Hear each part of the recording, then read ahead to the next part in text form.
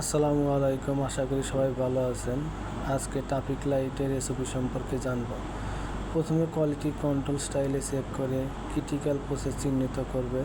প্রতিটি ক্রিটিক্যাল প্রসেসের traffic light system report দিতে হবে। কোয়ালিটি কন্ট্রোলে প্রতি 2 ঘন্টা অন্তর অন্তর প্রতিটি ক্রিটিক্যাল প্রসেসে গিয়ে 7 পিস গার্মেন্ট চেক করবে এবং কোনো ডিফেক্ট পেলে তা রিপোর্টে লিপিবদ্ধ করবে। কোনো ডিফেক্ট পাওয়া না গেলে রিপোর্ট সবুজ রঙে মার্ক করে দিতে হবে। প্রথমবারে কোনো ডিফেক্ট পেলে রিপোর্টে হলুদ রঙে মার্ক করে দিতে হবে এবং রিপোর্টে যাতে না হয় সেই পদক্ষেপ নিতে হবে।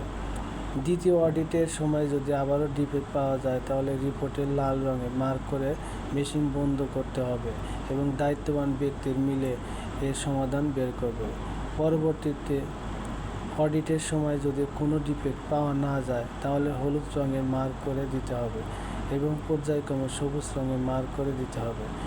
রিপোর্টে উল্লেখিত সমস্যা বা ডিফেক্ট সম্পর্কে অপারেটরকে অবশ্যই জানাতে হবে।